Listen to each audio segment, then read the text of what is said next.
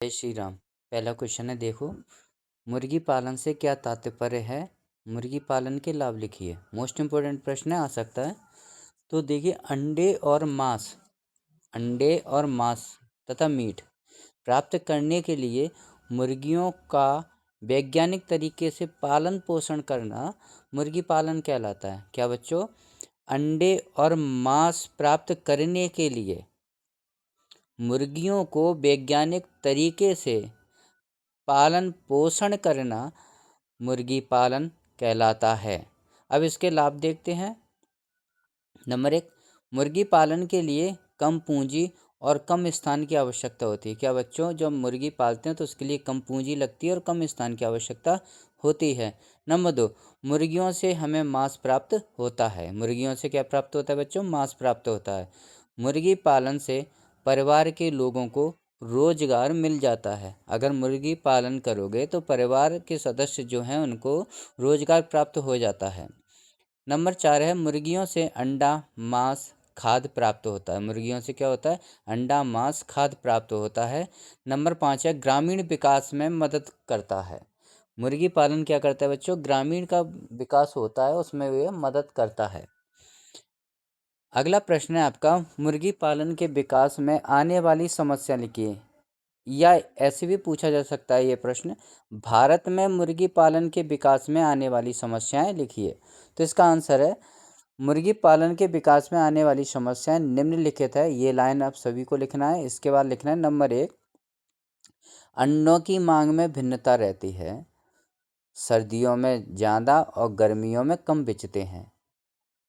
Number 1, अंडों की मांग में भिन्नता रहती है। सर्दियों में ज़्यादा और गर्मियों में कम बिचते हैं।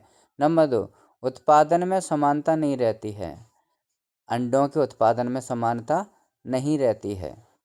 नंबर 3, एक साथ रखने में असुविधा होती है। अंडों को एक साथ रखने में क्या होती है बच्चों? असुविधा होती है। नंबर 4, पैसों की कमी होने के कारण मुर्गियों का पालन आधुनिक तरीके से नहीं कर पाते हैं। प्यारे बच्चों, क्या है इसका मीन्स? पैसों की कमी होने के कारण मुर्गियों का पालन आधुनिक तरीकों से नहीं कर पाते हैं। नंबर 5, परिवहन की समस्या होती है। परिवहन का मतलब अंडों को एक स्थान से दूसरे स्थान पर ले जाना या मुर्गियों को एक स्थान से दूसरे स्थान पर ले जाना, परिवहन की समस्या रहती है। नंबर 6, मुर्गियों से बीमारियां फैलती है। क्या फैलती हैं बच्चों? मुर्गियों से बीमारियां फैलती हैं। जैसे बर्ड फ्लू बीमारी होती है, वो मुर्गियों से फैलती है। आई होप याद हो गया होगा। 6 लिखा है, इसमें से आपको 4 याद करना है।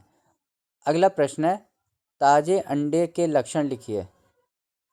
आंसर इसका, ताजे अंडे के लक्षण निम्नलिखित हैं। नंबर 1, अंडे का खोल साफ, मजबूत और चिकना होता है। जो ताज़ा अंडा होता है उसका जो खोल है वो साफ, चिकना और मजबूत होता है। नंबर 2 है, पानी में डालने पर अंडा नीचे बैठ जाता है। अगर आप एक गिलास पानी लोगे, उसमें अंडा रखोगे तो वो अंडा क्या हो जाएगा बच्चों? नीचे बैठ जाएगा। नंबर 3, अंडे से कोई बदबू नहीं आती है। जो ताज़ा अंडा होता है उससे कोई बदबू नहीं आती है। नंबर 4, ताज़ा अंडा भारी होता है। ताज़ा अंडा कैसा होता है बच्चों? भारी होता है। नंबर 5, ताज़ा अंडे का भार या ताज़े अंडे का वजन 55 से 57 ग्राम होता है। कितना होता है बच्चों?